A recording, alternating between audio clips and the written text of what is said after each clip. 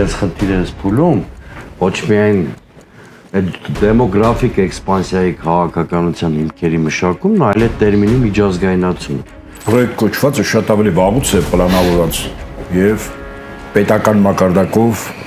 կոնկրետ քայլեր է արվել։ Հիշենք, որ Ադրբեջանում ակտիվ գործում է British Petroleum-ը, այնտեղ մոտ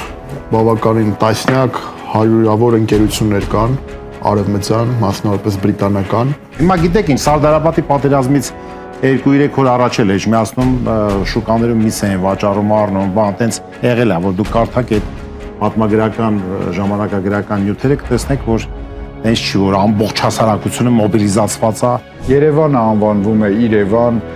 Սևանը անվանվում է Գյոյչա եւ այլ անվանումներով մեր տեղանունները օգտագործում են այնտեղ։ Եվ այսպես կոչված խաղաղության դարաշրջանում նաեւ մենք կուզենանք առավել քննարկելի դարձնենք այս հարցը եւ այսօր մենք կրկին հանդիպում ենք Հայաստանի ճանաչված քաղաքական գործիչների եւ վերլուծաբանների հետ։ Եվրոմեդիա 24-ի հարգելի հետևորդներ, ողջունում եմ ձեզ մեծ քննարկման եթերում։ Այսօր շարունակում ենք քննարկումները կապված Արևմտյան Ադրբեջան այսպես կոչված տերմինի հետ կապված,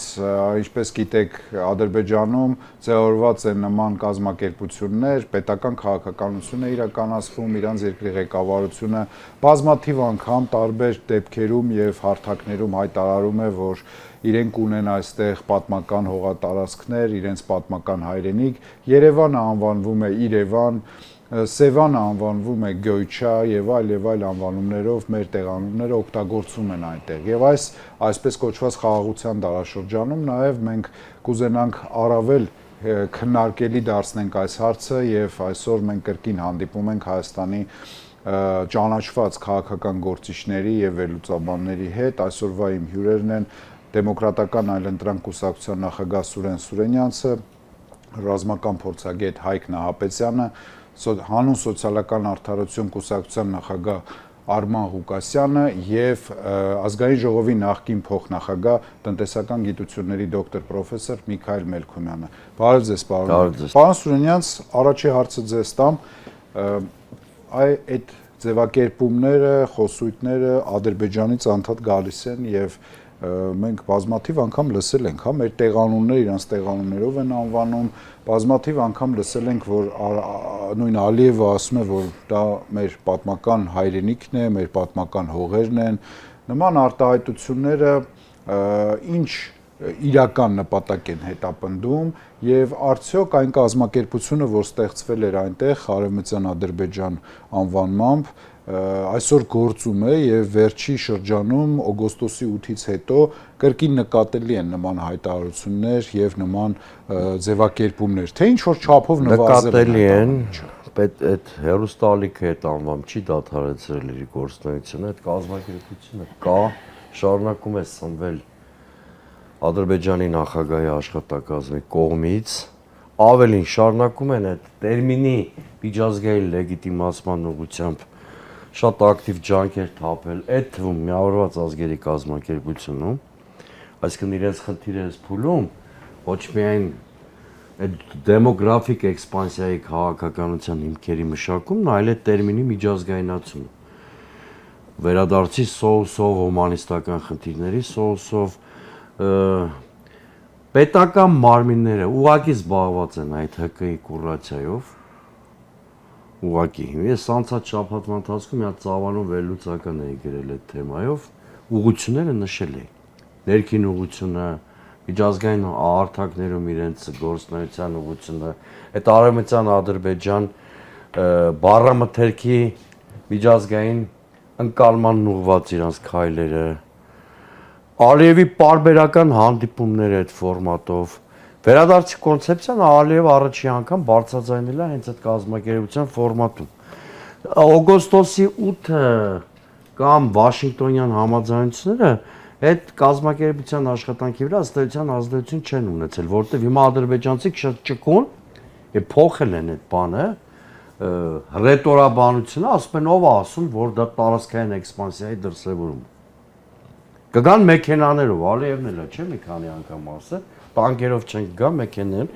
փորձում են ներկայացնել հումանիզմի լույսի ներքո։ Այսինքն դու ստեղ ինչքան Արցախ բառ արկել ես, Նիկոլ Փաշինյանը ինչքան ուզում է իրան պատեպատ տա, որ իբր հայելային մենք առիթ չտանք, որ իրանք վերադարձից խոսան, խոսած իրանք խոսում են։ Եվ տասնյակ հարյուրավոր նյութեր են ուղարկում, ասում են միջազգային կառույցներ, ներկայացնում են որպես հումանիտար իրավունքի խնդիր։ Հիմա դա գոյություն ունի ու Ադրբեջանի նախագահի աշխատակազմի կոնկրետ պաշտոնյաներ շատ կոնկրետ զբաղվում են այդ պրոյեկտի համակարգմամբ, որտեղ պարզա չէ, թե դա շիրման է, խոհացածկույթը։ Այսինքն դա ըստեյության պետական ծրագիր է, որը փաթեթավորել են այդ հասարակական կազմակերպության անվամբ։ Պարզա չէ, որ Ադրբեջանի պես բռնապետական երկրում TV այդ անունով չի կարող գործել առանց իշխանության ուղիղ հովանավորության կամ աջակցության նույնիսկ։ Հիմա սրանի հակառակ ինչ ողբերգական պատկեր ունենք Հայաստանում։ Շատ հեռու չեմ գնա։ Վերջի 10 օրվա Նիկոլ Փաշինյանի 3 հայտարարություն եմ ուզում հիշեցնել։ Անկախությունը ոչ թե հռչակագիրը ոչ թե անկախության մասին, այլ կոնֆլիկտի փաստաթուղթ է։ Ուղղակիորեն նշանակում է Հայաստանի Հանրապետության վրա բարդել հայ-ադրբեջանական հակամարտության նորագույն շրջանի պատասխանատվությունը։ Մյուս հայտարարությունը, որ ուղղակի բան է, ես այլ բառ չեմ գտնում ասեմ, հրեշավոր հայտարարություն է, հնչեցվել է խորհրդարանական վերջին հարցու պատասխանի ժամանակ, որն ասում էր գիտակցական զոհաբերության զոհողության մասին էր խոսում 2020 թվականի կոնտեքստում։ Սա ուղիղ նշանակում է, որ Նիկոլ Փաշինյանը 2020 թվականին ոչ թե սխալ արել ինչը հանգեցրել է պատերազմի, այլ նպատակային գնացել է պատերազմի սանձազերծման, ինքը բացատրում է ինչի։ Անհետ մի բացատրություն, որովհետեւ նվաճենք ինքնիշխանություն եւ Հայաստան։ Տպավորությունն է, որ 91 թվին չի եղել։ Եվ վերջապես երեկվա արդեն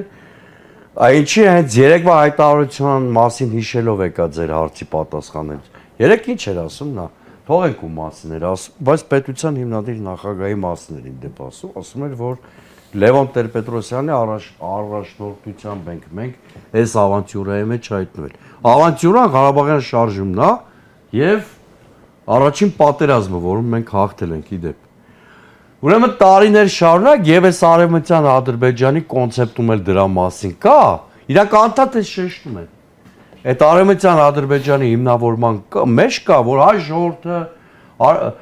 արկածախնդրությամբ ենթարկվելով սովետական ԿԳԲ-ի կամ ինչպես Նիկոլ Փաշինյանն ասում, հայրենասիրության ստալինյան մոդելի տրամաբանությանը արկածախնդրություն արել եւ գեներացրել է Ղարաբաղյան շարժում։ Սա ադրբեջանական նարատիվ է, որը կարմիր թելով անցնում է նաեւ այդ արևմտյան Ադրբեջանի կոնցեպտում։ Հիմա հասկանում եք, չէ՞ Նիկոլ Փաշինյանը ինչի է սա հնչեցնում։ Ինչի համար այսքան ասեցի, որ մեր ժողովուրդը հասկանա այդ արևմտյան Ադրբեջան թեզը, մեր գործընկերներից, հարգելի գործընկերներից մեկն էլ, չէ՞, Գառնիկ Իսագուլյանը ասում էր այդ անունը չշոշափենք, որպեսզի չլեգիտիմացնենք, ուրեմն դու խոսած դրա մասին չխոսած, իրանք այդ պետական ծրագիր դարձրած փուլային տարբերակով գնում են իրականացման ընդհակառակը դիմեր ժողովրդին հստակ բացատրենք, որ այդ արևմտյան Ադրբեջան կոնցեպտը քարոզչական հնարք չի, PR չի, Ադրբեջանի ներքին լսարանին ուղղված մեսիջ չի, դա բավականին լավ մշակված պետական ծրագիր է։ Սավ թողական։ Այո, ուզեք արևմտյան Ադրբեջան տերմինով չասեմ, որ մեր հասարակության մի մասը, ասենք, ված չզգա կամ բան, դա ժողովրդագրական էքսպանսիա է։ Պարոն Մերկումյանը ճիշտ ասեց։ Էքսպանսիայի դրսևորում է, կարա դա դեմոգրաֆիկ էքսպանսիայի ձևով արկա։ Որը առաջացնում է սպասումներ։ Այո, սպասումներ։ Այդ ուրիշ բան է առաջացնելու, պարոն Մերկումյան։ Այդ 300,000-ը որ եկան, հիմա էլ ասելու են իրանց իրանց ծրագրերում կա, ասում են միջազգային պաշտպանության տակ նրանք դիլնեն։ Իսկ ինչ-որ կոնտինգենտ են ուզելու կամ միջազգային կառույցից բան։ Հետո ասելու են ձեր սահմանադրությունում այդ մեծ էթնիկ փոքրամասնության համար ստեղծեք բան, ինչ-որ երկրորդ լեզու մցրեք, կրթվելու պետական ծառայություններում աշխատանքի հասնելու ինչ-որ քվոտա սահմանեք, չէ՞։ Ու այսպես շարունակվելու է, դրա համար եմ ասում, սա շատ վտանգավոր բան է մեր հասարակությանը, օրինակ 2021-ին նույնիսկ վստահաբար, եթե նախընտրական արշավի ժամանակի շուտ մեկը խոսար Ղարաբաղի ամբողջական կորստից, էլի չենք հավատա, չէ՞։ Ճիշտ է, դες պատերազմում պարտվել ենք, բան ենք արել, բայց ընդհակառակը բոլորը խոսում էին Հադրութշուշի դեօկուպացիայի մասին, ասում են, քանի որ ռուսները ընդեղ են, տևական ժամանակ։ Դեօկուպացիան կառավարության հնգամյա ծրագրում է վերացել։ Բայց ոնց որ այդ ժամանակ չենք հավատում Ալիևի սպառնալիքներին, որ հեսա Ղարաբաղ են վերադառնալու եւ վերականգնելու են իրանց երկրի տարածքային ամբողջականությունը, բայց փաստ է այսօր ունենք։ Նույն կերպ մեր հասարակությանը կողորդորեմ սրան որպես քարոշչական նարկի չվերաբերվել։ Շնորհակալություն, պարոն Նապետյան։ Ստեղ կան տվյալներ Արևմտյան Ադրբեջան կազմակերպության, ուրեմն ներկայացուցիչների վերաբերյալ, հա, ասենց ասեմ։ Նախագծի իրականացման մեջ ներգրավված են հետևյալ մարդիկ. Ազիզ Ալաքբարլի, ով համայնքի նախագահ է իրեն համարում, Մելի մեջլիսի եւ նաեւ падգամավոր է, Հիմքետ Բաբաօղլու, ով փոխնախագահն է եւ աշխատում է եվրոպական ուղղությամբ, փորձելով նախագիծը ներկայացնել որպես մարդու իրավունքների հարց, Միսիր Մարդանովը, ով խորհրդի նախագահ է, նախկին նախարար է եւ իր կենսագրության մեջ նշում է, որ նրա ծննդավայրը Արևմտյան Ադրբեջանն է։ Այսինքն այս մարդիկ պատահական մարդիկ չեն եւ փաստացի Ադրբեջանի նման պետության ներսում զբաղվել նման գործունեությամբ առանց իշխանության ուղիղ հրահանգի կամ առանց երկրի ղեկավարի ուրեմն միջնորդության կամ մասնակցության անհնար է։ Հետևաբար սա որպես պետական քաղաքականություն է եւ այս պետական քաղաքականության կոնտեքստում արդյոք օգոստոսի 8-ի ստորագրած այս ստորագրած պայմանագիրը եւ այն քաղաքական իրավիճակը ռազմաքաղաքական, որ տիրում է Մերձավոր Արևելքում, ընդհանրապես մեզ հույս տալիս է, որ կարող է այս ամենը իրոք մոռացվի եւ Արևմտյան Ադրբեջանի այս գաղափարախոսությունն ու պրոյեկտը, հա, ինչ որ պահի դադարի, թե ընդհակառակ կարող է սա ավելի մեծ թափ հավաքել եւ մեծ սյուրպրիզ լինել մեր ժողովրդի համար, թեկուզ հենց խորհրդարանական ընտրություններից հետո։ Գիտեք, այդ պրոյեկտ կոչվածը շատ ավելի վաղուց է պլանավորված եւ պետական մակարդակով կոնկրետ քայլեր է արվել 2011 թիվ ժամանակ Արցախը Ադրբեջանի կազմում չէր, բայց 2011 թվականին Վատիկանի եւ Ադրբեջանի նախագահի միջև ձեռք բերված պայմանավորվածության համաձայն Ադրբեջանի գիտությունների ազգային ակադեմիայի մի խումբ պատմաբաններ այցելում են Վատիկան, փակ գաղտնի արխիվներ եւ գրադարաններ, ուսումնասիրելու ադրբեջաներեն լեզվով 300 կրկնում եմ 300 ուրեմն նյութեր, որը իր մեջ պարունակում է մոտ մի քանի հազար փաստաթուղթ։ Ադրբեջաներեն լեզվով ուշադրություն դարձրեք եւ թիվն եմ նշում 2011 թիվ։ Ինչ էին ուսումնասիրում Ադրբեջանի գիտությունների ազգային ակադեմիայի գիտնականները Վատիկանում։ Պարզվում է, որ Ադրբեջանի կողմից դեռևս այդ ժամանակ մշակվել է պետական քաղաքականություն, ըստ որի ներկայիս Ադրբեջանը իրավաքաղաքական եւ պատմական ժառանգորդն է մի կայսրության, որը եղել է 1502-1736 թվականներին Պարսկաստանում Սեֆյանների ժամանակ,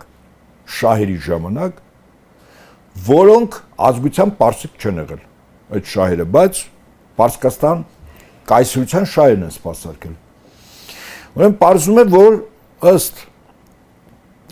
Վատիկանի այդ ժամանակվա, այսինքն 16, 17, 18-րդ դարերում գրագրություն է տեղի ունեցել Վատիկանի եւ Սեֆյանների կայսրության ժամանակ այդ պետության միջև։ Ընդ որում Ադրբեջանի ներկայիս գիտական հանրույթը ընդունում է, որ այդ գրագրությունը ադրբեջաներն են եղել, ուղղակի գիրը պարսկերն է եղել, ու պարսկերեն գիր չկա հասկանալի, որ դա արաբերեն գիր է, հա, տառերը։ Եվ հիմնավորումն է տեղանունների, այ հիմա երբ որ Ադրբեջանը ասում է Արևմտյան Ադրբեջան, ինքը պետք է պատմական որոշակի հիմք ունենա, չէ՞, տեղանունները երբ են առաջացել, ով է դրել երբևիցե ինչ որտեղ օգտագործվել է թե չէ, այսինքն փաստական հիմքը ո՞րն է։ Այդ փաստական հիմքը Ադրբեջանի ներկայիս ղեկավարությանը տալիս է Վատիկանի արխիվները։ Իհարկե այդ ժամանակ այդ Ադրբեջան կոչվածը ինքը Պարսկաստան է եղել եւ ներկայիս ազերիները, որոնք բնակվում են Իրանի Իսլամական Հանրապետությունում, նրանք են ժառանգորդը այն ժամանակվա այդ տարածքում հզոր կայսրություն ստեղծած շահերի։ Բայց այստեղ կեղծիք է, այսինքն այդ կայսրության մայրաքաղաքները օրինակ եղել են Թավրիզը, եղել են Սպահանը, բայց ոչ Բաքուն, Բաքուն ընդհանրապես գոյություն չունեցել։ Բայց էականը դա չի։ Էականը, որ հիմա փաթեթավորվում է եւ փաստաթղթավորվում է, որ ինչու Ադրբեջանի նախագահը կարող է հայտ ներկայացնել որոշակի տարածքների, որը նշում է որպես իրենց պատմական հայրենիք, հիմքը ո՞րն է։ Հակառակ դեպքում դա մտածածին խոսակցություն է, այ հիմքը իրենք վերցել են Վատիկանի տրված փաստաթղթերով։ Ավելին ասեմ, երբ Ալիևը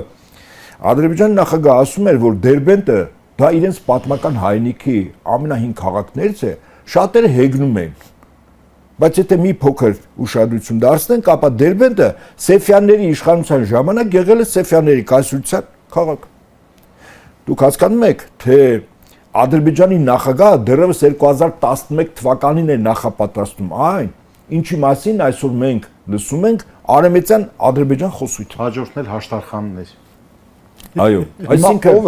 ով է այս պրոյեկտի հեղինակը։ Ես կարծում եմ, որ պրոյեկտի շահառուն միայն Ադրբեջանի նախագահը չի, վստահաբար եմ ասում։ Չի կարող Վատիկանը հենց այնպես տրամադրել իր գաղտնի արխիվները Ադրբեջանին 2011 թիվ Արցախը հայկական, դուք պատկերացնում եք, Այսինքն մեգա պրոյեկտ է։ իսկ Վատիկանը պատրաստում է Ադրբեջանի գիտական, այնուհետև այդ գիտական իջնում է կրթական, հետո իջնում է շարքային քաղաքացուն, հիմք եւ հող,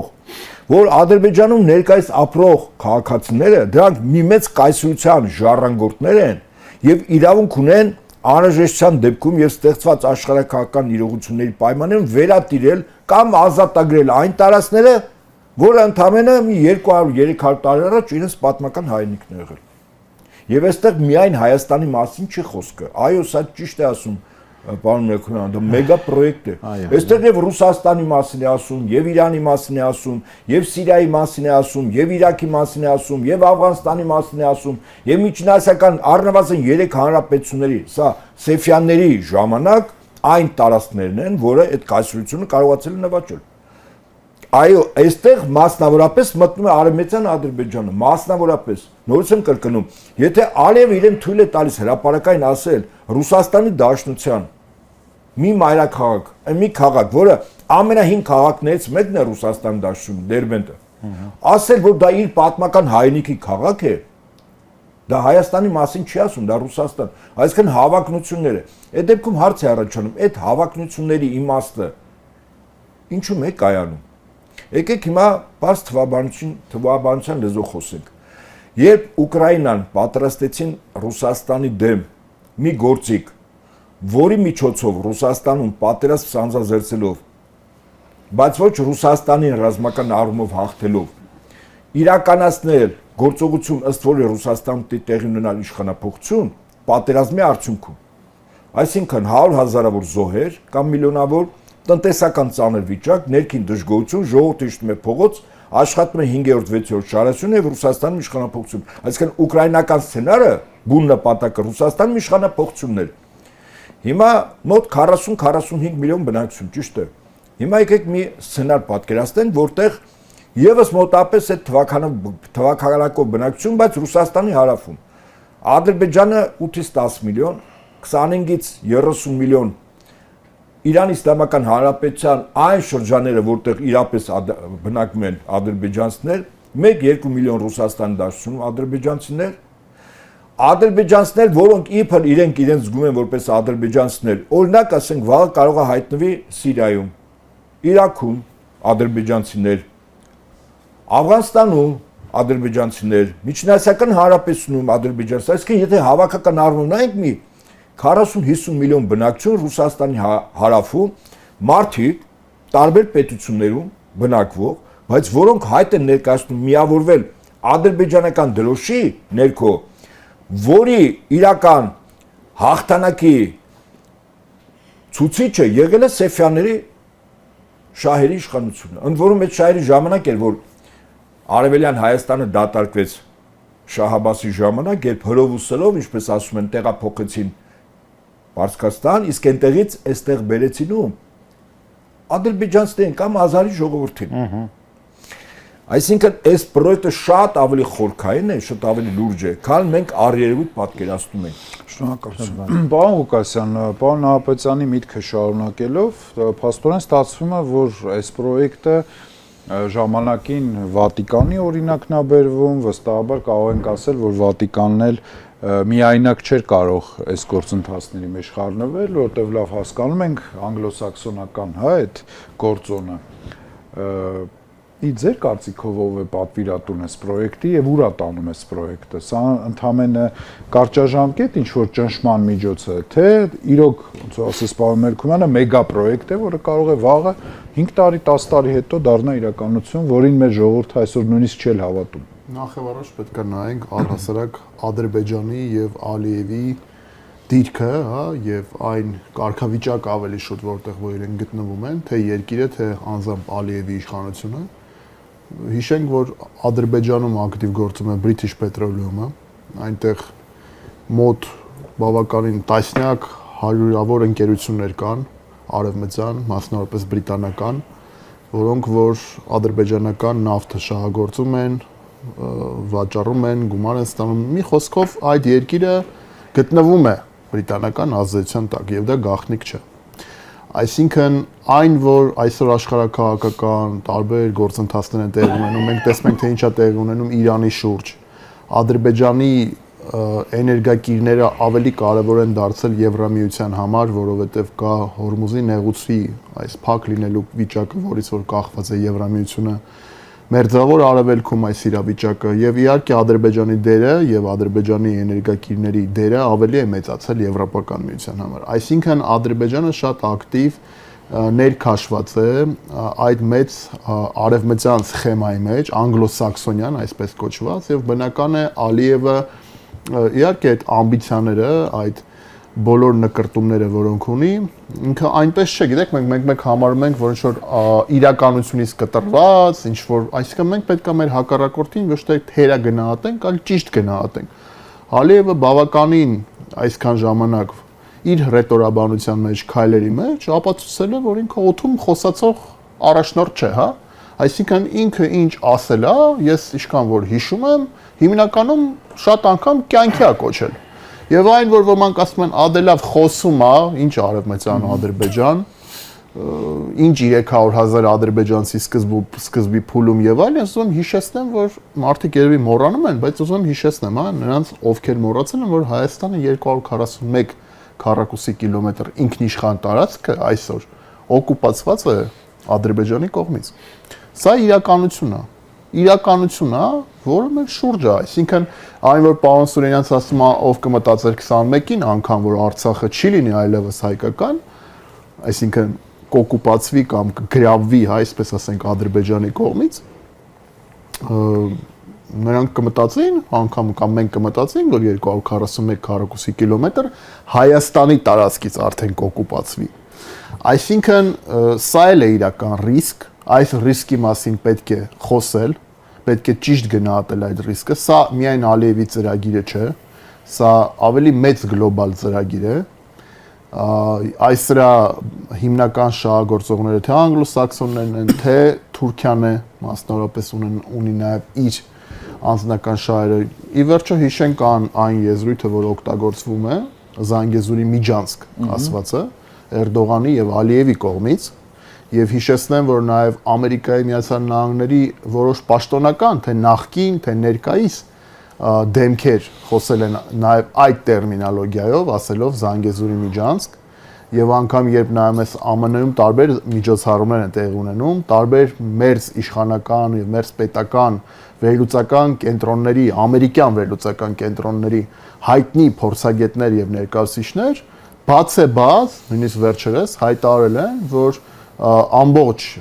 այս տարածաշրջանը իրենք դիտարկում են Թուրքիայի ներքո, Թուրքիայի առաջնորդության եւ գլխավորության ներքո։ Այսինքն ԱՄՆ-ի համար եւ մեծ գլոբալ խոշոր անգլոսաքսոնյան խաղացողների համար չկա առանձին Ադրբեջան, Վրաստան, չգիտեմ, Հայաստան, իրենք տարածաշրջանին նայում են ավելի գլոբալ, իրենց նպատակների տեսանկյունից։ Եվ այս առումով մենք պետք է մի բան հասկանանք, որ եթե մենք մեր շահը չպաշտպանենք, որևէ մեկը մեր շահը չի պաշտպանելու։ Եթե մենք ռիսկերը ճիշտ չգնահատենք, մենք փաստի առաջ ենք կանգնելու։ Այն որ այս իշխանությունները ասում են մենք ուղիղ կպայմանավորվենք Ադրբեջանի հետ, առանց որևէ երաշխավորների, կներեք այսօր երաշխավորներով սկի չի լինում պայմանավոր, անգամ երաշխավորներ կան խախտվում, որ մնաց առանց երաշխավորների պայմանավորվածությունները չխախտվեն, կամ ինչի վրա, ինչի հիման վրա ենք պայմանավորվում ուղիղ, այդքան վստահում ենք Ալիևի անկեղծությանը, այդքան վստահում ենք, որ Ալիևը իսկապես ուզում է խաղաղություն, եթե իսկապես Ալիևը ուզենար խաղաղություն,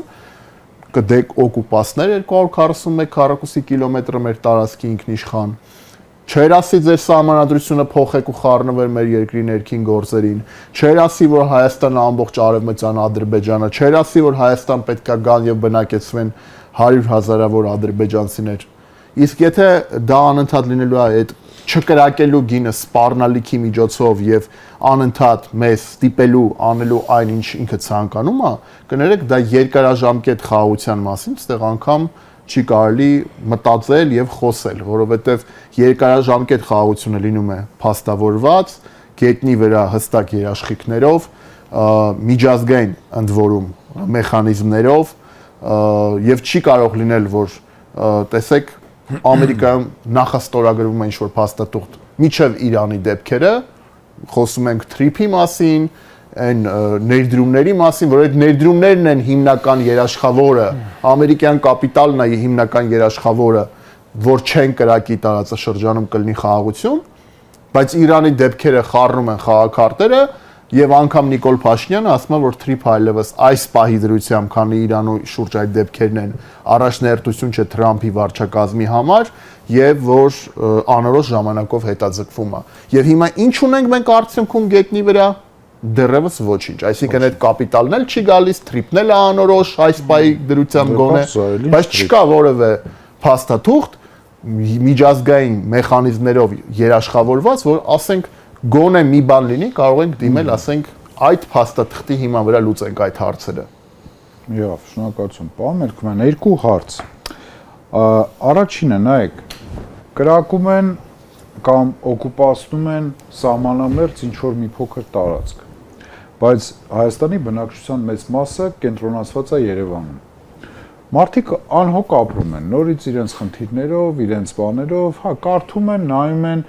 տպավորությունա, որ դա մեզ չի վերաբերվում, այսինքն ինչ-որ մի կինո է, կողքից տես նայում են մարդիկ։ Ինչքանով պետք է մոտիկանա այն ամենը, ինչ որ կատարվում է մեր սահմաններին, հա, այդ անհանգստությունը, այդ որ ասում ենք ինչ որ տարածքա, չէ, 240 քառակուսի կիլոմետր տարածքա։ Այդ տարածքը, օրինակ, Երևանում ապրող մարդուն, ինչքանով է դա հետաքրքիր եւ իրականում եթե անկեղծ լինենք, մարդիկ մտածում են այդ հարցի շուրջ թե չէ, ձեր դիտարկումները։ Եվ երկրորդը, ոնց է կարծում, ինչպես է հաջողվում Ալիևին այս Պարսկաստանի հետ կապված, Իրանի հետ կապված պատերազմի ընթացքում խուսափել, հա, այդ տուրբուլենտությունից։ Ինքը մնում է նույն վիճակում, չի խառնվում ոչ մի բանի,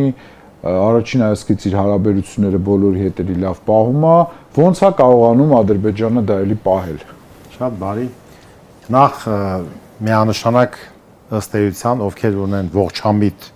այսպես գիտակից հասարակության բոլոր անդամները պետք է մտածեն, որ քո երկրի տարածքի մի հատված ուրեմն օկուպացվել է, այդ անհանգստությունը կա մտայնության մեջ, բայց այս ռոպեական վտանգը բնականաբար կարող է չզգան, որտեվ ինքը այո, պետք է մոտիկացնի իրանց շատ ներողություն շքամուտքի կամ դալանի մոտ նոր ինչ որ մարդու էակը, հա, մենք այդպես ինչ որ այո, հիմա գիտեք ինչ Սարդարապետի պատերազմից 2-3 օր առաջ էլ էջմիացնում շուկաներում միս են վաճառում առնում, բան, տենց եղել է, որ դուք կարդաք այդ պատմագրական ժամանակագրական նյութերը կտեսնեք, որ տենց չի որ ամբողջ հասարակությունը մոբիլիզացված է, բանով։ Հիմա գանք ես պարոն Նահապետյանի ասածները բավականին արժեքավոր եմ համարում, արմատից գանք, տեսնենք թե ինչա կատարվել։ Իհարկե բոլոր մեր գործընկերների, բայց ուզում եմ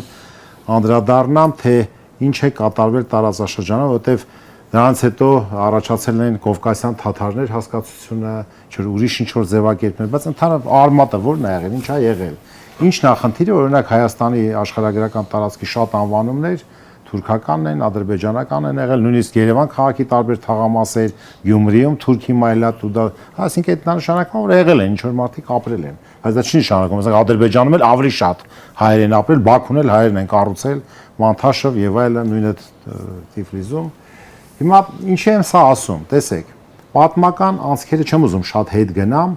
բերում են նրան, որ մենք պետք է տեսնենք, որ խորհրդային տարիներին չեմ ուզում շատ հետ գնամ։ Եթե մենք նայենք Հեյդար Ալիևի, երբ որ նա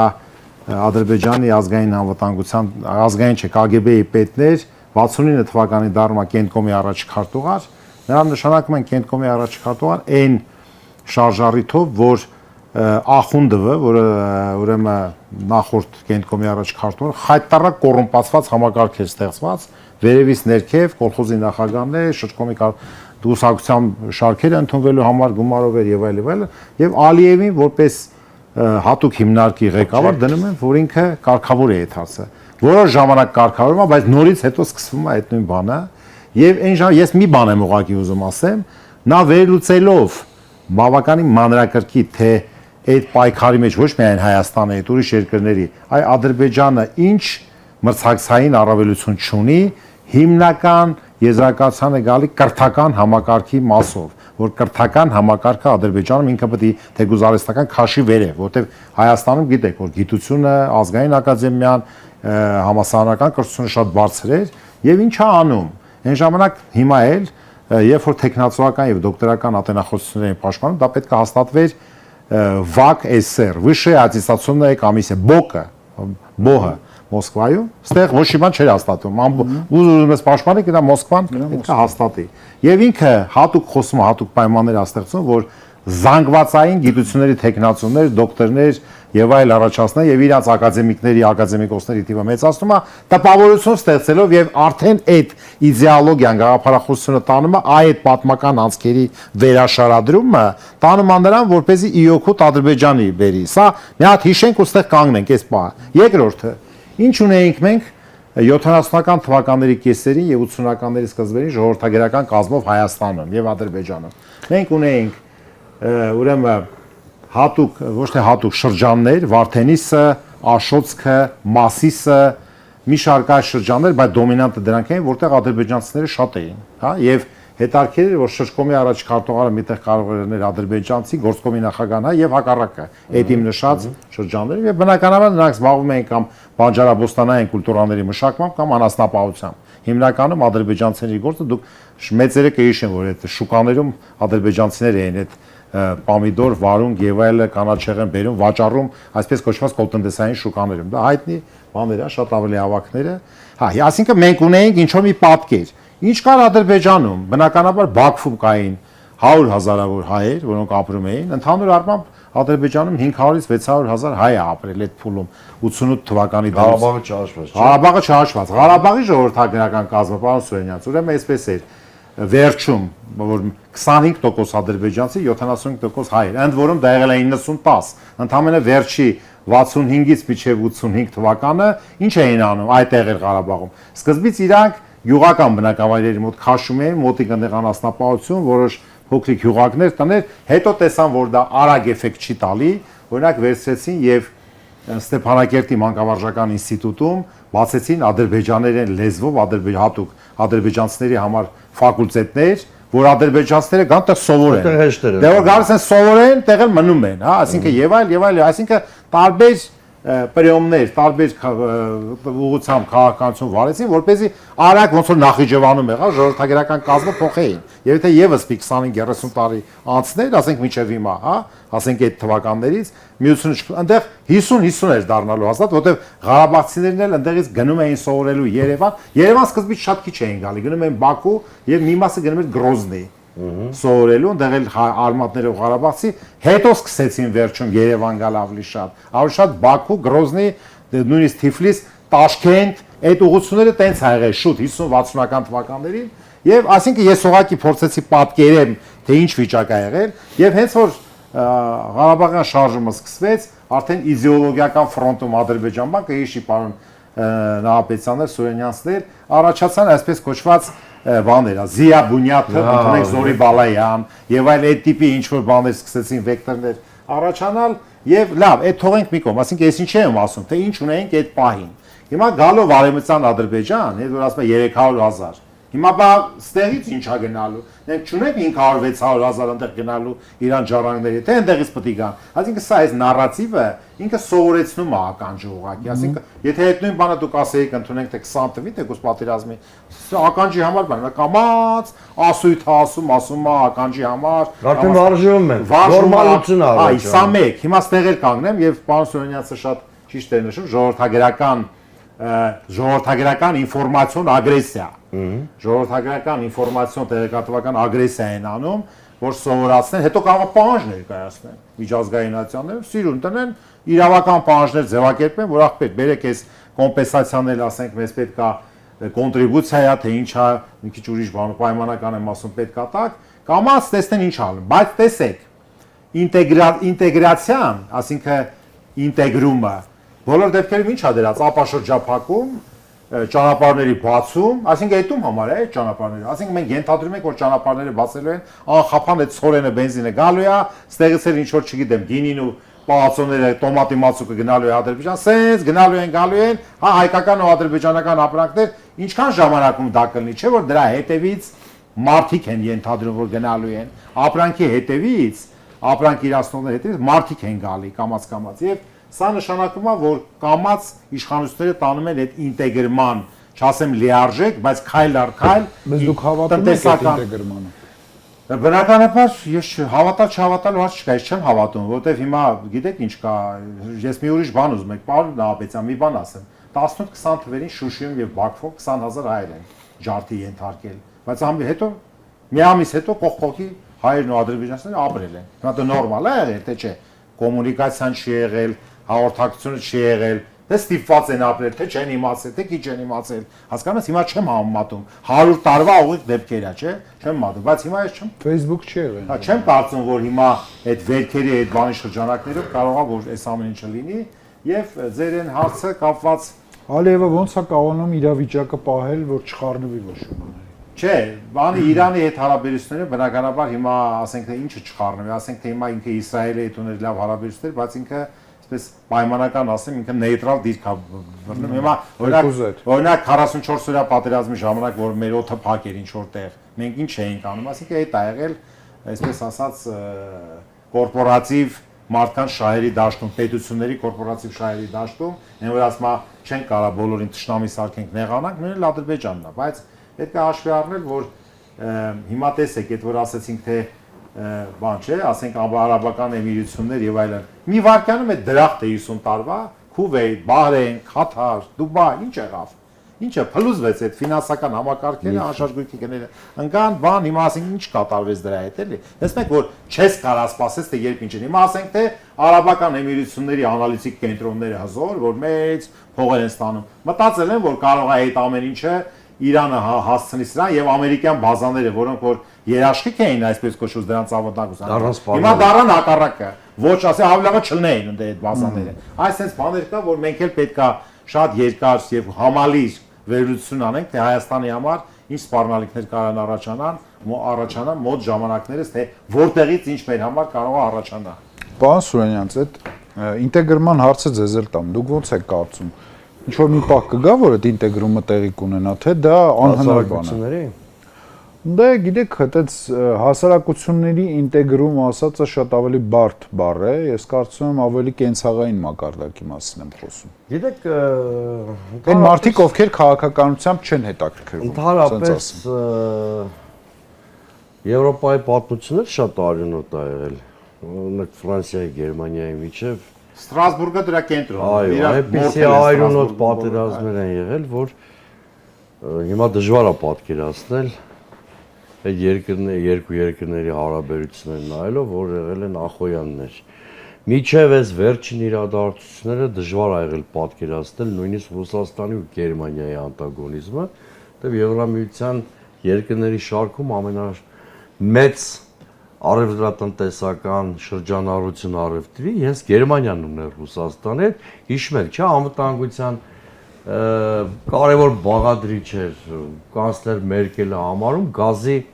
գազային մեծ պայմանագրերի Շրյոդերից իհարկե սկսվեց, բայց Մերկելն էլ շարունակում էր։ Հետո քաղաքական հակամարտություններ, իսկ հայ-ադրբեջանական հակամարտությունը քաղաքական հակամարտությունն է։ Քաղաքական հակամարտությունները վերջո կարգավորելու հատկություններ ունեն։ Բայց մենք որևէ նախադրյալ այս բանին չենք տեսնում, որ կողմերից հատկապես մեկը Ադրբեջանը մտադրություն ունի ինչ-որ տեղում կանգ առնելու, թեկուզ իր պարտադրած օրակարգով խաղաղության հասնելու։ Շարունակական էքսպանսիայի մեր պարագայում պերմանենտ կապիտուլյացիայի փաստի հետ գործ ունենք։ Որպեսզի ձեր ասածը լինի, այսինքն ինչ-որ սկսվի ինտեգրումը, հասարակությունների հաշտեցումը եւ այլն, առնվազն այս ուժային դիսբալանսը չպետք է լինի։ Այս խզումը, հա։ Թե կա խզում, ինտեգրում չկա, կա կլանում։ Հիմա մենք ցավոք սրտի տնտեսական էքսպանսիա։ Այո, տնտեսական էլ, դեմոգրաֆիկ էլ։ Բայց էքսպանսիայի ենթարկում են այն հասարակություններին, ովքեր դրան ենթարկվում են։ Հա, դե ասում եմ, որտեվ դիսբալանս կա, իսկ այսօրվա մեր իշխանությունը սուբյեկտությունը վերականգնելու ուղղությամբ ոչինչ չի անում ըստ։ Ներողություն շատ կներեք, էլի մի բան ասեմ, որ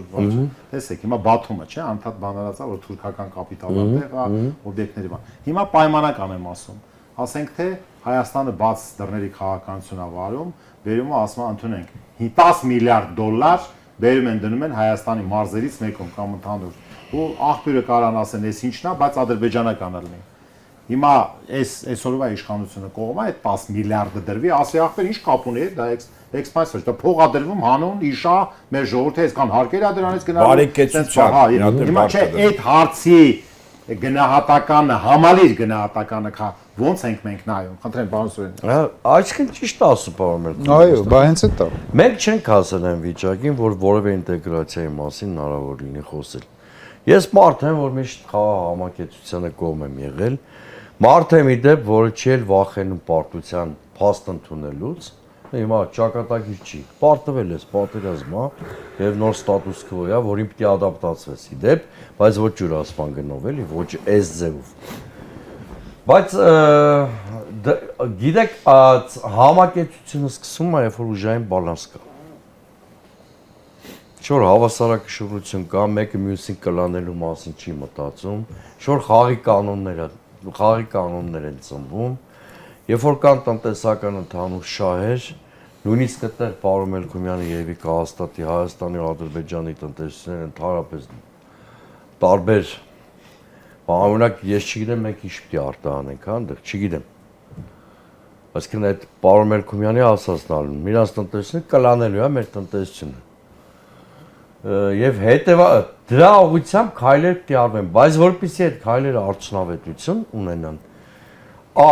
Ադրբեջանը պիտի իր ագրեսիվ քաղաքականություն դադարեցնի, բ. Հայաստանը պիտի լինի իշխանություն, որը ունի օրակարգ եւ այս գահավիժումը զարգացման քաղաքականություն վերածելու ցանկություն ունի կամ խեղճությունը հաղթահարելու քաղաքական կամք։ Հիմա այդ բաները չկա եւ դրա համար է մեր հասարակությունը վախենում։ Այդ ճիշտ ասում պարոն Մելքումյանը, իմ մանկության տարիներին իմ գյուղում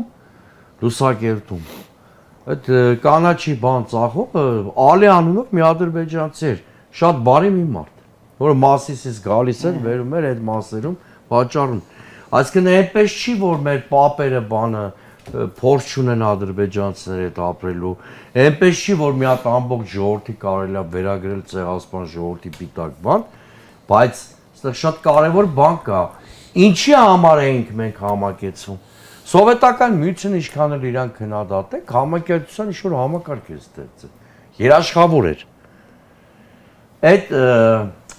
Այն ժամանակվա միջազգային երաշխիքներն ու երաշխավորները սովետական միությունն էր մեր համար։ Աշխանաբար են պետությունները հասնում այդ հաշտության եզրին երբ որ կան հստակ ինչ ենք մենք, ասենք, առաջարկ Հայաստանի ծրագրի շրջանակներում անդադ խոսում երաշխավորված խաղաղությունից։ Այդ բան չի, այդպես սիրուն բառ չի հորինել ենք ասում։ Երաշխիքների համակարգի մասին է խոսքը։ Առանց դրանց կայացման ոչ մի հաշտության գործընթացել չի լինի, որտեղ ումից կախված է այս չպատերազմ վիճակը, մի օր կարող որոշի, որ իրան ավելի շատ բան է պետք։ Պարոն Նահապետյան, դուք եք միացել առաջարկ Հայաստանին եւ ինչքան տեղյակ եմ վերջերս նաեւ Նիկոլ Փաշինյանը տարբեր տեսակի գնահատականներ հնչեցրեց այն պարոն Սուրենյանցի ասած այդ թեզերի հետ կապված խաղաղությունը վերաբանակցելու, խաղաղությունը կրկին, հա, ենթարկելու քննության եւ այլ, ու գիտենք ինչ հայտնի ձևակերպումներ են տրվել այդ ամեն ինչին։ Դուք ոնց եք վերաբերվում այդ հարցին եւ երկրորդն էլ կապված սովետական միության ժամանակների հետ, ինչով էր դա պայմանավորված այդ համակեցությունը։ Պարոն Սուրյանցը ասաց, որ վերտիկալ վլաստի, հա, մինչև Մոսկվա, ունդեղից Դե ոնց որ ասենք հայ եւ ականեր եք, հայ եւ ադրբեջանական համայնքները Ռուսաստանի տարբեր քաղաքներում շատ խաղաղ համակեցում։ Հիմա այսինքն օրինակ ի՞նչն էր հիմնական բանը, որ այդ մեր պատմական արդարություն, պատմություն, ցեղասպանություն, բոլոր հարցերը մի կողմ դրված, հայերն ու ադրբեջանցիները ամեն դեպքում ապրել են իրար, տարեվտուր են արել։ Ոնց է դա եղել։ Եկեք մենք տարանջատենք ժողովուրդների համակեցությունը պետությունների քաղաքականության հետ, դրանք տարբեր բաներ են։ Հետո պետությունը խնդիր է դրում, ենթադրենք համակեցության պատրվակով ձուլել կամ տնտեսական եւ տեղեկատվական պատերազմ մղելով գրավել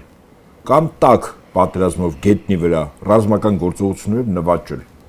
Հիմա մենք որպեսզի գնահատենք, մենք պետք է հասկանանք մեր հարևան Ադրբեջանը իր թիվ 1 ռազմավարական դաշնակից Թուրքիան ինչ խնդիր են դրել կոնկրետ Հայաստանի նկատմամբ։ Իսկ խնդիրը հիմա այդքան 7 փականի հետևում չի։ Խնդիրը շատ պարզ է։ Բրիտանա-թուրքական, նախկին բրիտանա-թուրքական մեծ պրոյեկտ կա, կոչվում է Թուրան։ Այս Թուրանը ինքը միս ու արուն ստացած կառույց է թուրքական պետությունների կազմակերպության տանիքի ներքո 5 հիմնադիր անդամ Թուրքիա, Ադրբեջան, Ղազախստան, Ղրղստան, Ուզբեկստան եւ 2 դիտոր Թուրքմենստան եւ Հունգարիա։ Այդ Թուրանը ի՞նչ է։ Թուրանը 3 չափորոշիչներով միավորում է, որով Բրիտանիան իր ձեռքին ունենալու էր գործիք, որով ազդելու էր եւ Եվրոպայի, եւ Ռուսաստանի, եւ արաբական աշխարհի, եւ Իրանի վրա։ Ալբանիայից մինչև Ղազախստանի եւ Չինաստանի սահման Չինաստանում մի քանի տասնյակ միլիոն իրապես Ալթայից դուրս եկած թուրքական ցեղերով ուйգուրներով։ Ուйգուրները, այո։ Այսինքն այս մեծ պրոյեկտի մի էլեմենտ է Հայաստանը եւ ընդ որում ամենակարևոր խոչընդոտող էլեմենտներից մեկն է։ Եթե ոչ ամենակարևոր, ինչու՞։ Որտեղ թուրքական աշխարհը այնուամենայնիվ ցամաքային աշխարհագրական կապով դի կապված լինի մեկ-մեկու։ Առանց սահմանների, ոնց որ ասենք Եվրամիությունը, առանց սահմանների, այո։ Հիմա այս խոչընդոտը հայկական սեպն է։ Ստեղ միայն Սյունիքի խոչընդոտը չի։ Սեպը ամբողջ Հայաստանը։ Եվ այս տարածքում ապրող այլ էթնիկ ժողովուրդ, որը ապրում է իր պատմական հայրենիքում։ Այսինքն մենք այստեղ ունենք լուրջ մոտիվացիոն դաշտ։ Սա թուրքական աշխարհ չի, սա մեր հայրենիքն է։ Եվ հետեւաբար իմ կարծիքով մեծ Թուրան ստեղծելու ճարտարապետները խնդիր են դրել այդ սեպը ամբողջովին հանել։ Այսինքն իրենց նպատակը այստեղ ոչ թե ինտեգրումն է, աշճանաբար ձուլումն է, իրենց նպատակը այս տարածքը ընդհանրապես հայազրկելն է։ Հայը այստեղ պիտի չապրի։ Ոչ թե ինչ որ ստատուս ունենա հայ-ադրբեջանական, ասենք, միավոր պետություն, նոր պետություն, այսինքն ինչ որ հիմա Փաշինյանին իբր համոզել են, ինքն էլ համոզվել է, որ խնդիր չի կգան, կապրեն, առևտուր կանենք, ճանապարհ կլինի, ինչ խնդրեմ։ Ես ասում եմ, խնդիրը շատ հստակ է դրանց, հայը պիտի չապրի այստեղ։ Եվ այդ ճարտարապետների բուն նպատակը մեզ որպես հայ էթնիկ միավոր այս տարածքից դուրս դնելն է։ Դրա մասին, եթե մեզ դուրս են դնում, ինչ պետության պետականության մասն է խոսքը։ դուրս դնելու տարբեր ձևեր կա։ Ձևերից մեկը մենք Արցախում տեսանք։ Այսինքն ռազմական գործողություններ եւ ստիպում են, որ դու դուրս ես գալիս։ Ես չեմ բացառում, որ այդ տարբերակը նաեւ Հայաստանի Հանրապետությունում ապրող ազգությամբ հիմնականում, հա, մոնոէթնիկ հանրապետություն են հայերի նկատմամբ լինել մինչեւ Իրանի դեմ ռազմական գործողությունները։ Ես կարծում եմ Իրանի դեմ ԱՄՆ-ի եւ Իսրայելի կողմից սանձազերծած ագրեսիվ գործողությունները այս պրոյեկտը ոչ թե օրակարգից դուրս եկավ, ու ինքը օրակարգում է։ Ուղղակի ուժերի հարաբերակցությունը փոխվել եւ զսպաշապի կա, ոնց որ պարոն Մելքումյանը շատ ճիշտ ասում, զսպաշապի կա այսօր այդ պրոյեկտի պատվիրատուներին։ Այդ թու նաեւ Ադրբեջանին։ Իդեպ ուշադրություն դարձեք Իրանի դեմ գործողությունների ժամանակ, երբ տեղեկատվական կեղծիկ արտահոսք էր գնում, օրինակ ասվում էր երկրորդ օրը, որ կամ երրորդ օրը, այսինքն մարտի 2-ին կամ 3-ին, որ Թուրքիայում Ինջլիկ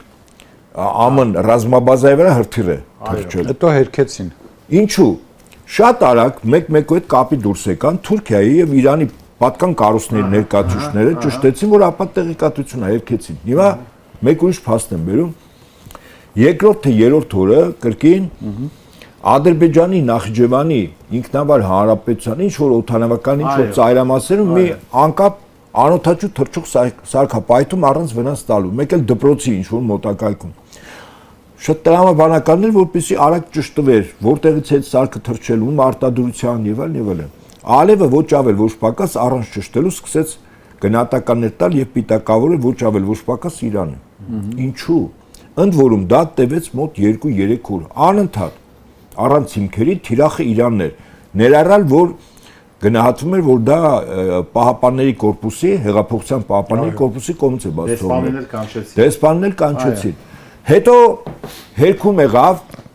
միայն այն բանից հետո, որ Իրանի գլխավոր շտաբից հայտարարություն եղավ շատ կոշտ։ Ես կարծում եմ դրանց առաջ ուղղակի հերրակա կարգով Ալիևի ականջները ձգեց Էրդողանը։ Նման հիմարության համար։ Իսկ հարց է առաջանում, ինչու էր Ալիևը նման բան ասում։ Ես կարծում եմ Ալիևը մտածում էր, որ Իրանի հոգևոր եւ ռազմական ղեկավարության գլխատումից հետո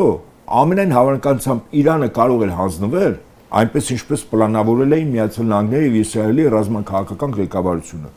Հանձնվելուց հետո շանս էր առաջանում այ Թավրիզ կամ Սպահան կետոններով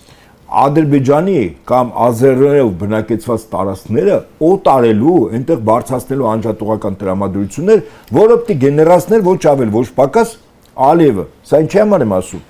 Այսինքն, այստեղ խաղը շատ իրավիճակը շատ ավելի բարդ է, շատ ավելի խորքային է եւ Փարտիոչը, որ այն զարգացումները, որ հիմա Իրանի շուրջ գնում են, մենք այստեղ բավականին շահեկան վիճակում ենք։ Եթե ոչ,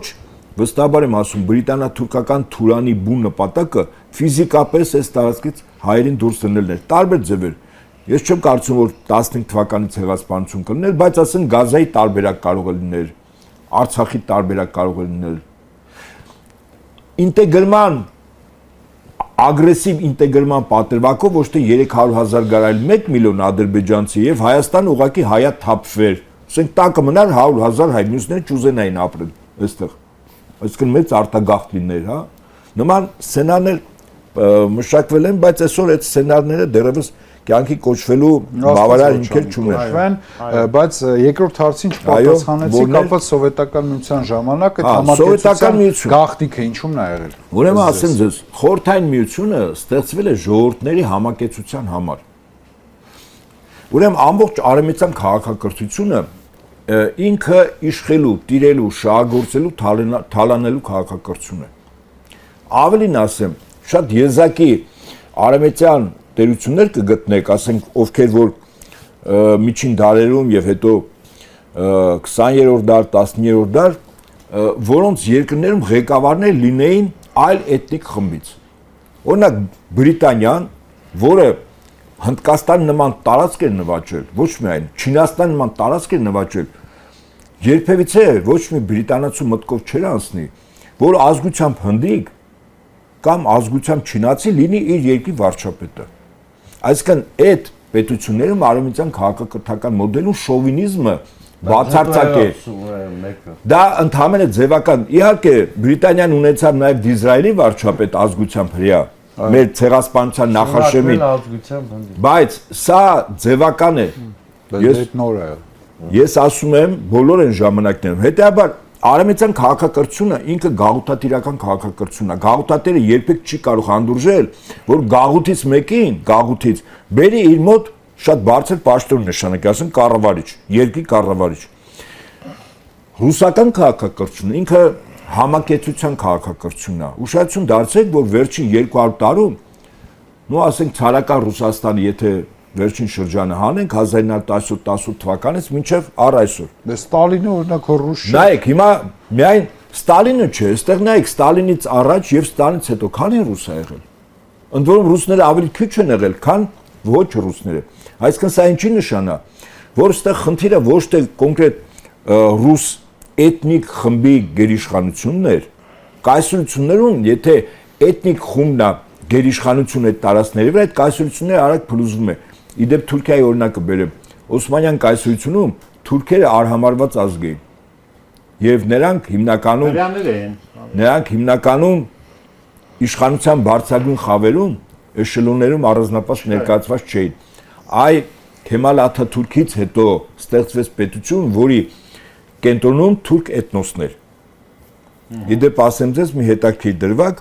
այնինչ հիմա իրականացնում է Էրդողանը, ինքը վերադառնում է Օսմանյան կայսրության կառավարման մոդելին։ Այսինքն շատ ժողովուրդներ, որոնք սյունի մահմեդական են, որոնք ենթադրենք թուրք են, կամ թուրքերեն են խոսում, լեզունը, հա, այսինքն 3 կոմպոնենտով, 3-ից մեկով, ես չեմ բացառում նաև քրիստոնյաներ։ Ինքը փորձում է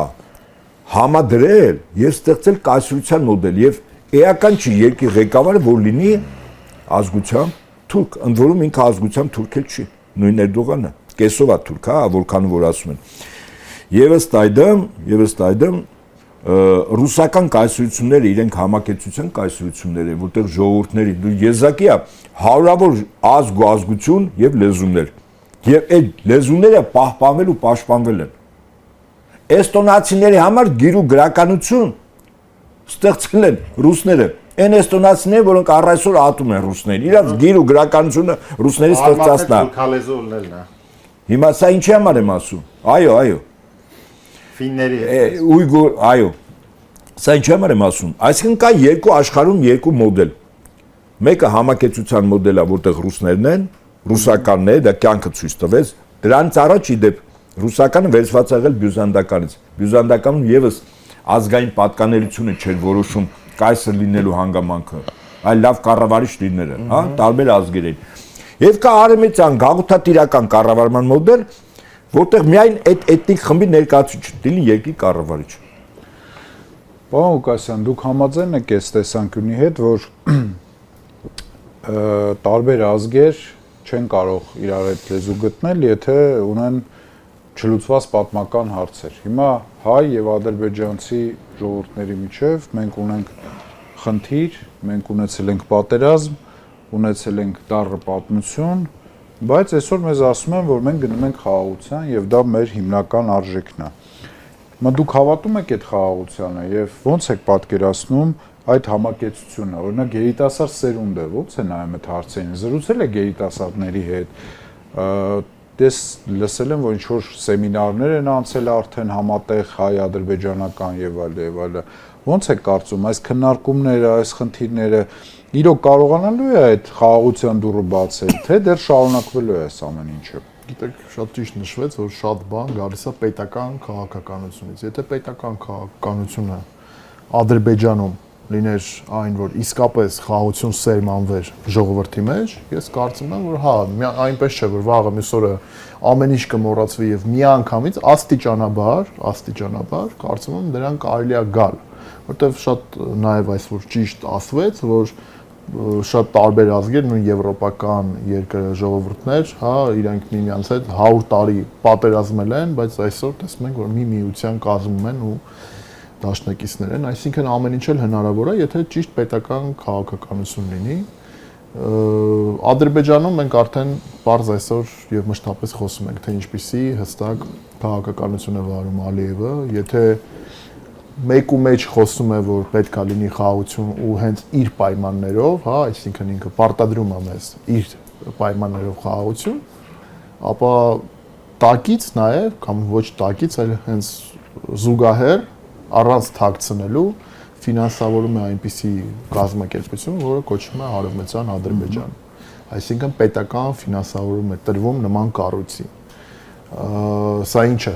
Սա պետական քաղաքականություն է, որը հետ չի խոսում խաղաղության, այսպես լիարժեք խաղաղություն հաստատելու ցանկության մասին։ Դրա համար այստեղ առաջի հերթին պետք է խոսել, որ եթե լինեն պայմաններ, առաջի հերթին այն քաղաքական կուրսը պետությունների եւ ստեղծվի վերևից այդ պայմանները եւ իսկապես լինի ցանկություն խաղաղություն հաստատելու, ապա ժամանակի ընթացքում աստիճանաբար այդ խաղաղությունը կարող է հաստատվել, ինչպես որ հաստատվել է այլ տեղերում, այլ ժողովուրդների միջև։ Ուղղակի ստե ամբողջ խոսքը նրանում է, որ ոչ թե հայ ժողովուրդը պատրաստ է խաղաղության կամ չէ,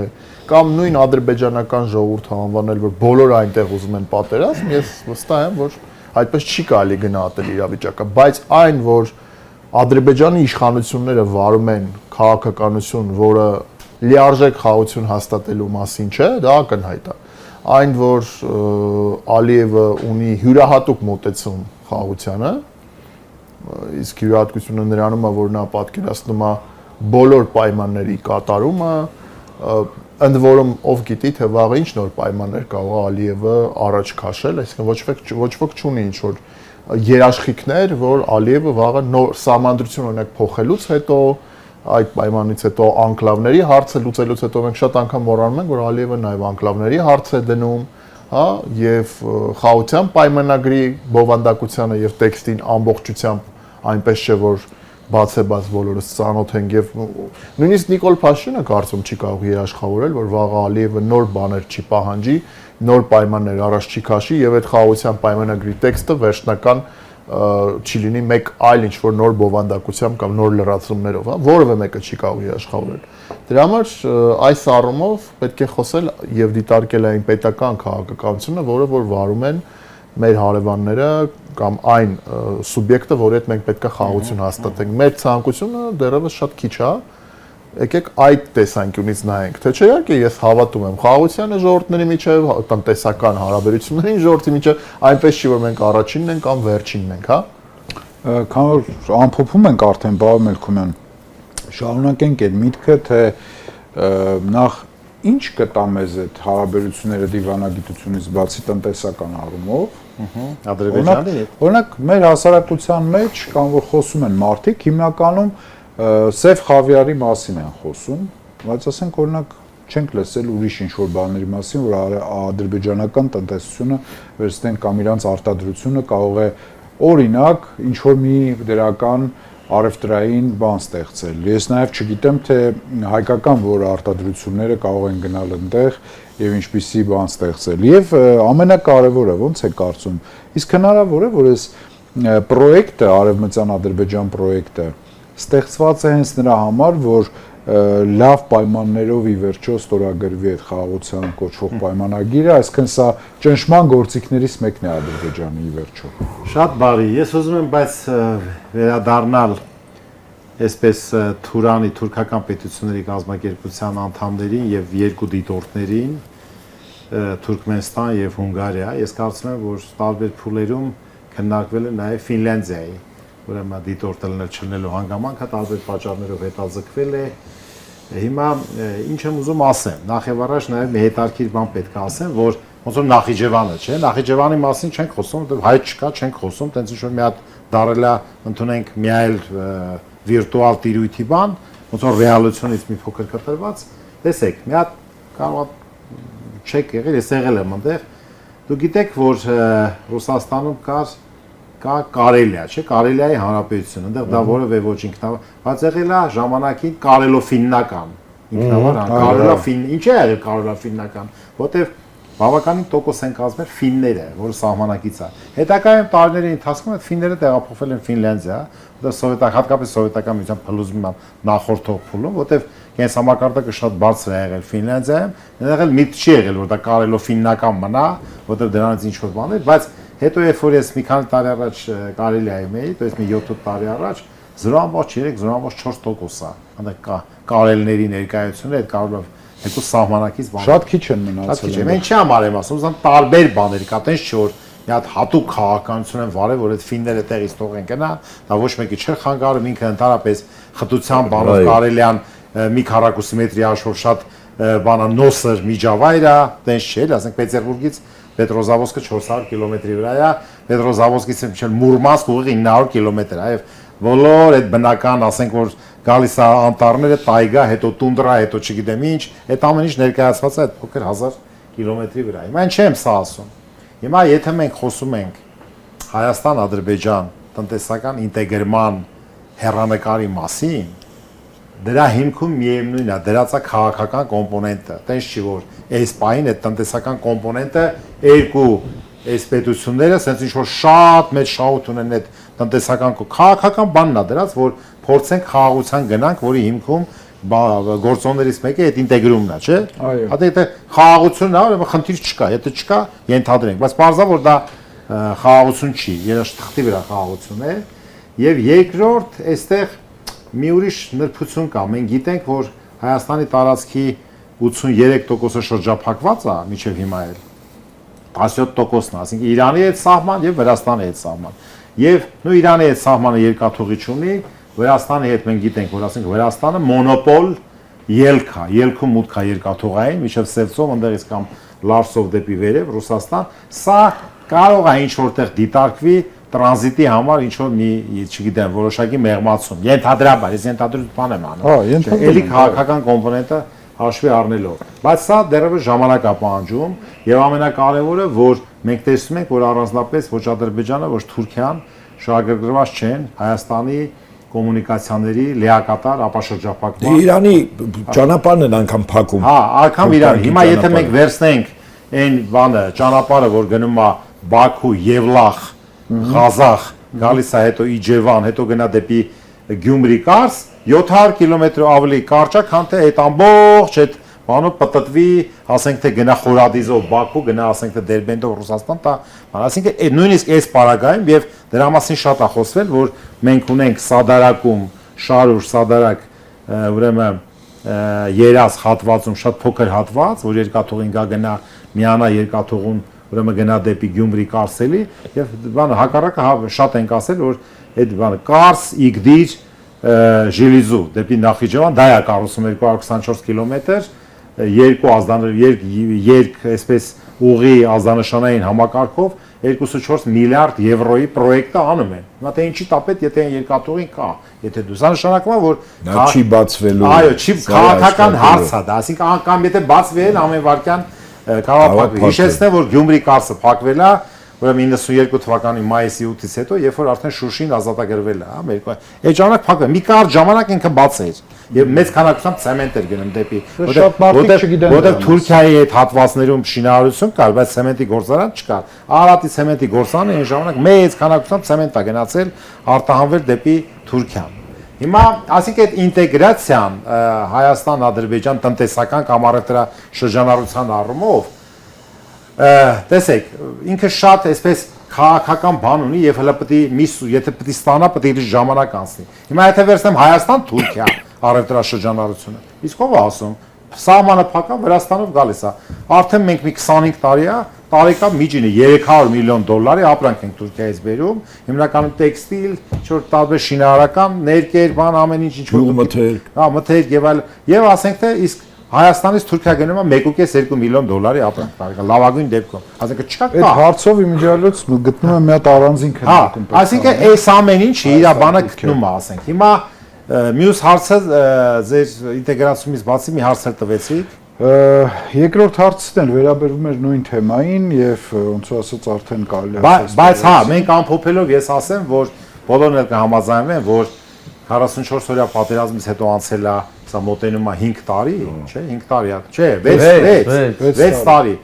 Ուրեմն հիշում եք այն նախկինում, որ ինչ որ բաներ էինք ասում ենք ինչի պարտվեցինք, որտեղ չգիտեմ 20 քանի տարի մենք հաղթանակի օրակարգով չենք ապրել, չենք ձևավորել սա եւ այլն։ Հիմա այս 6 տարում մենք հաղթանակի օրակարգով ենք ապրում, որ ասենք թե նենց տնտեսական աճ ունենանք, որ մեր ռազմական բյուջեն, չգիտեմ, ասենք 10 անգամ ավել լինի։ Ադրբեջանի համախառն ներքին արդյունքը 80 միլիարդ է, մերը 28-29 միլիարդ է։ Կարար Հայաստանի համախառն ներքին արդյունքը լիներ 50-60 միլիարդ, կարար։ Նայած դու ինչ ես անում, ինչ քաղաքականություն ես վարում եւ ոնց ենք օգտվում այդ վերարտահանման եւ ռուս-ուկրաինական կոնֆլիկտից։ Իսկ մենք առավելագույն ենք օգտվել, այդ ոչ։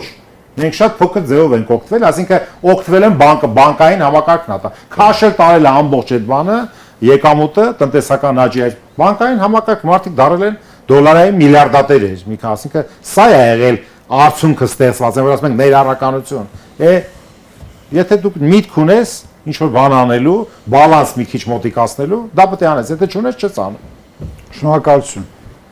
Եվրոմեդիա 24-ի արգելի հետևորդներ, այսօր քննարկեցինք կարևորագույն հարցեր կապված այն պրոյեկտի հետ, որը անվանվում է Արևմտյան Ադրբեջան եւ մեր մտահոգությունները, մեր նաեւ կանխատեսումները արեցինք այս հարցի շուրջ։ Հիշեցնեմ, որ այսօրվա մեր հյուրերն էին Ազգային ժողովի նախկին փոխնախագահ Միքայել Մելքումյանը, Հանուն սոցիալական արդարության կուսակցության նախագահ Արման Ղուկասյանը, ռազմական փորձագետ Հայկ Նահապետյանը եւ Դեմոկրատական այլընտրանք կուսակցության նախագահ Սուրեն Սուրենյանցը։ Իսկ մենք կհանդիպենք։